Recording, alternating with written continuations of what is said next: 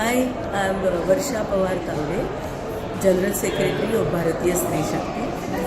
This is my second year of attending this UN conference, and I'm so glad that this year almost 10 of my colleagues from our organization are attending this conference.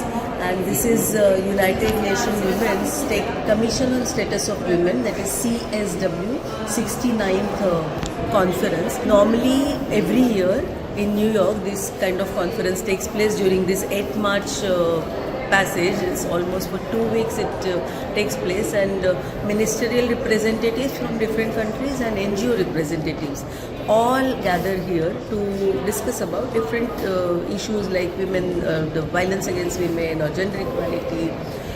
All such issues are discussed over here, and this is my second year of attending it. And this is Beijing plus 30 conference. So we were quite excited to know that what is the scenario all over the world about all these issues, like about the SDGs 17 and especially about SDG 5, that is gender equality. And we just realized that even after 30 years of Beijing conference, the scenario in the world has not much changed. It's changing slowly, but the kind of results that we were expecting 30 years after this Beijing, we are still progressing slowly. So I tried to ask this question to many representatives from different countries, like what do they think, what are the hurdles or obstacles to achieve gender equality? And I have got interesting answers, responses from representatives of different countries.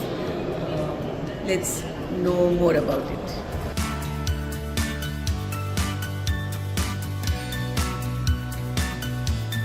I am Peggy Lynch from Trinidad and Tobago. I am Communications Director of the Network of Rural Women Producers. Gender equality. Why haven't we yet attained it? I think gender equality is not as simple to measure as some may think. And listening to all the presentations this morning from the various country speakers, from the international organizations, it is evident that persons and groups are making some progress, yet because gender equality is such a broad area, we have to look at equality in terms of women's health, women's education, occupation, representation in parliament, gender-based violence.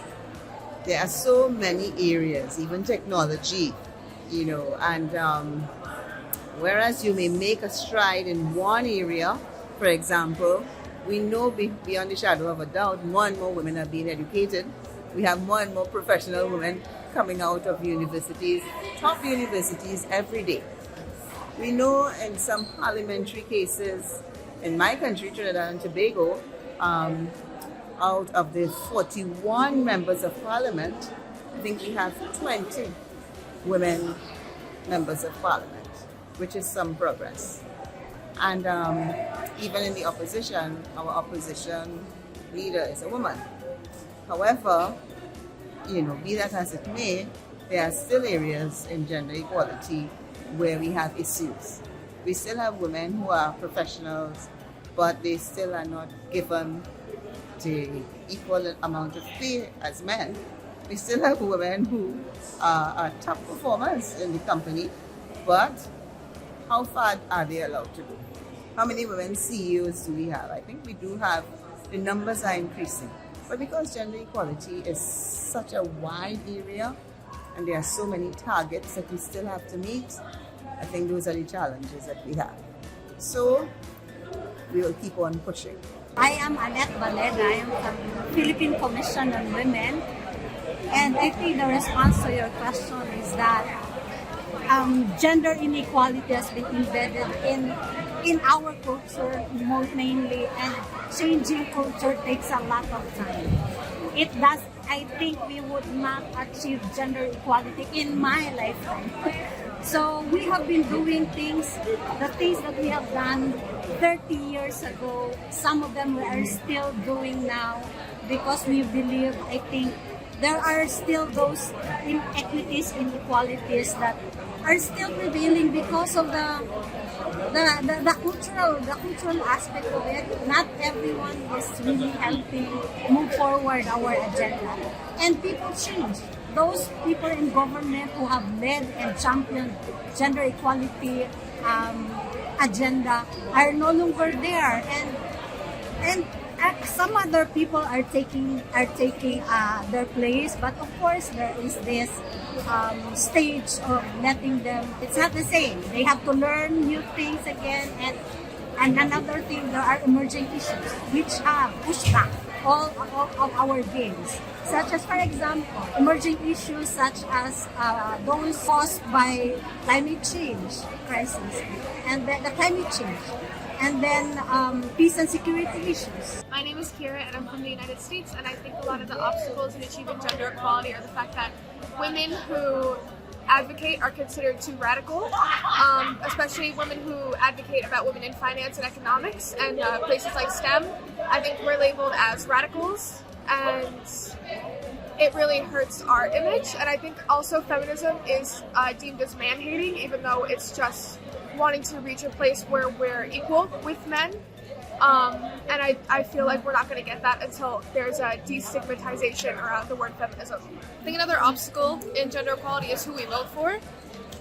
We see in America with the recent attacks on DEI, that affects women, that affects women's pay, that affects their employment, especially Black women, Indian women, women of color, Asian women.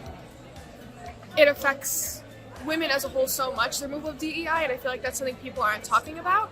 So the people we vote for definitely have power over us as a society, and I think we need to do better. My name is Elizabeth Silakan from Kenya, and I work for a local organization for indigenous people called Impact. Why I think we've not yet achieved gender equality, especially for my case, is because of the patriarchal norms. The society is yet to embrace the power of women. It's yet to really let go of the old thinking that women are limited in terms of capabilities, in terms of what they can achieve. And I think that is why we've not yet achieved gender equality. Thank you. So I'm Jelen Paclarin. I'm the Executive Director of the Women's Legal and Human Rights Bureau. The reason why we are not achieving gender equality despite the efforts of government and civil society organizations, because we are trying to dismantle structural barriers and patriarchy. And it's difficult to dismantle. These are cultural norms, these are traditional perspectives that have been there for the longest time, embedded in our culture, embedded in our minds. And we have to take into consideration also the major pushbacks that's happening right now, attacks, the rise of the anti-gender movements, the rise of the right wing, which basically they came together to continue to oppress women and girls. And that's why it is becoming more difficult for all of us to achieve gender equality. Hi, I'm Kristen. I'm from New York in the United States. I think we need to fund more initiatives and stop a lot of times people think that feminism is just for a certain group of people, but it's for everybody. And a lot of times people think that this is just something for certain people, a war for certain people to fight, and it's really just for everybody and for equality, and it's not supposed to be a battle. And so in many fields there's still a wage gap for the exact same job, and that's something that my students are very concerned about. If women are doing the exact same job, why is there not equal pay in many instances? And we hear all kinds of excuses, so we need to work on that. I'm Lorraine Jackson from New Jersey, United States. And I'm here with the Presbyterian Women's Organization, which is a faith-based organization here in the States.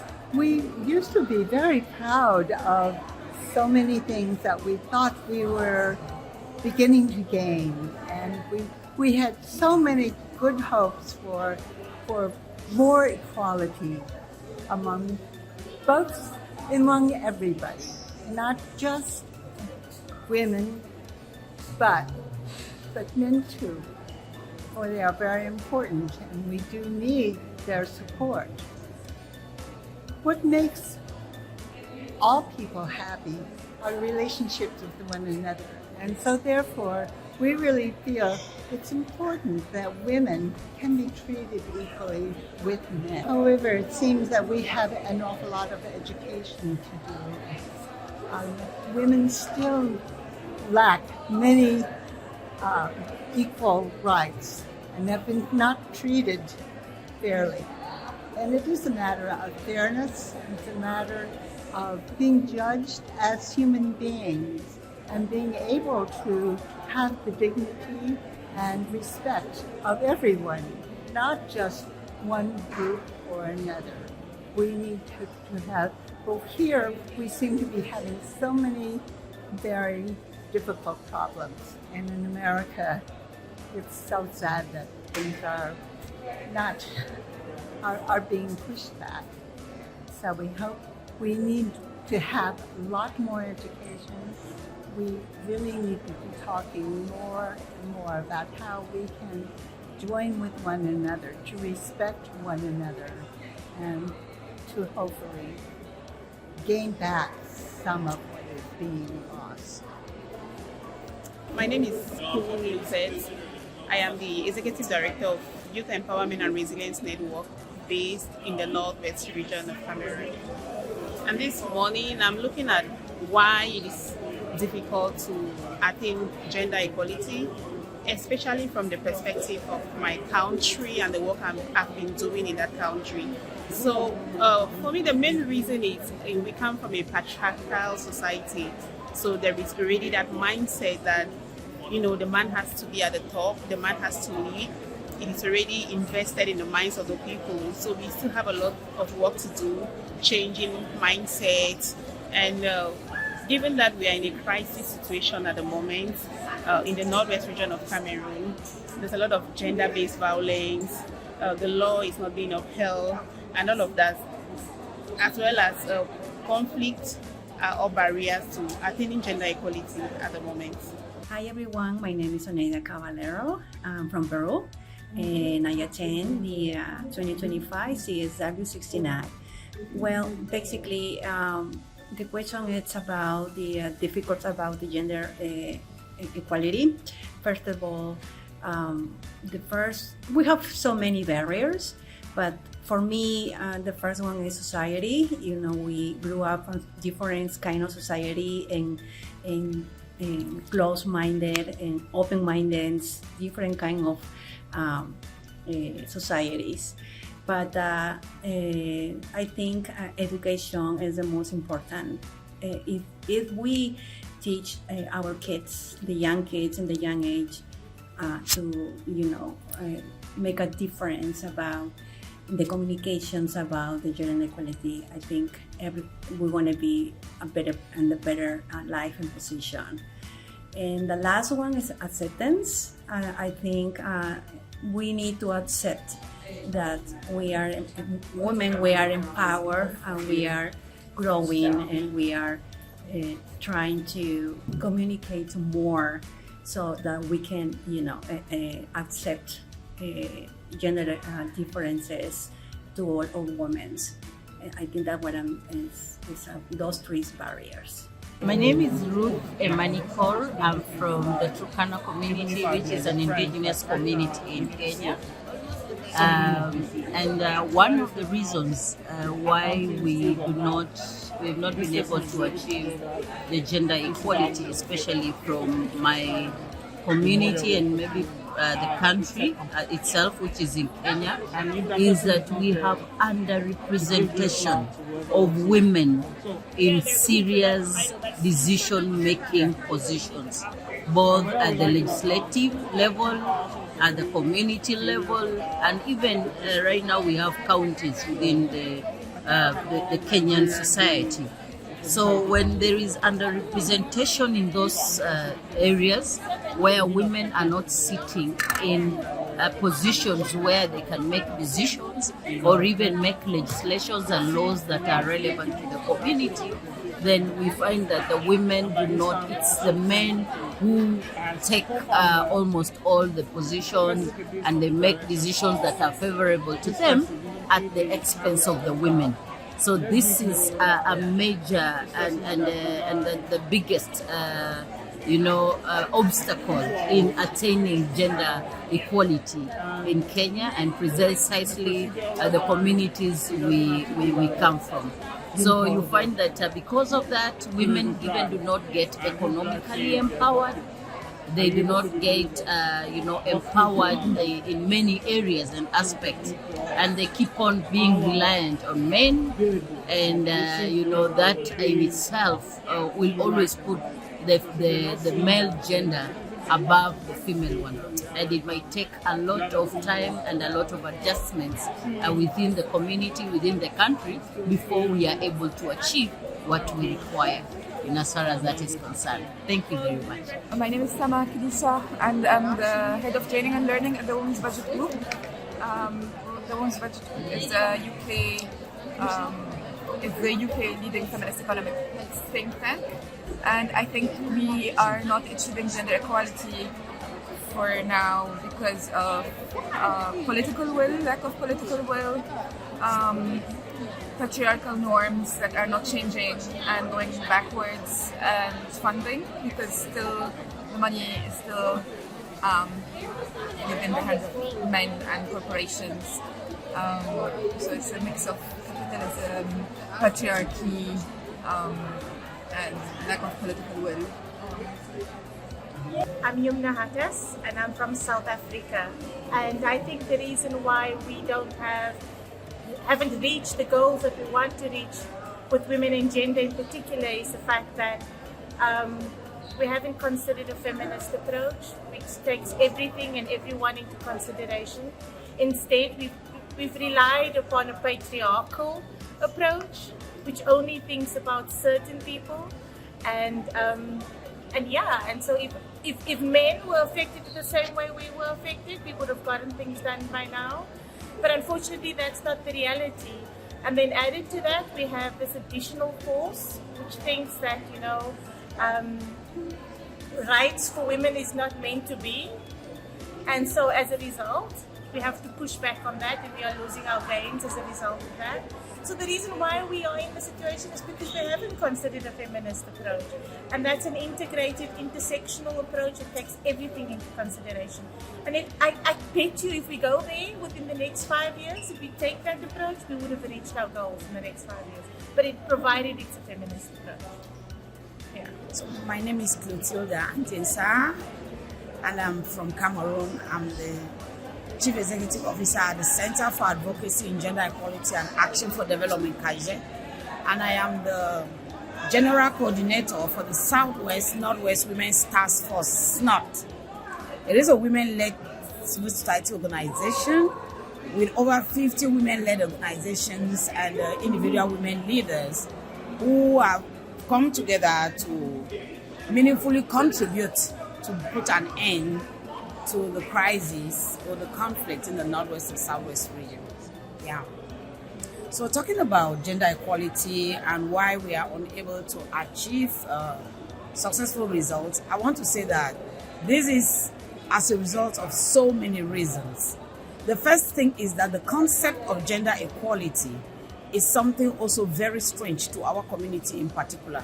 It stands against, or it seems to stand against, patriarchal norms in such a way that most men interpret anything you say concerning gender equality to mean fighting against men.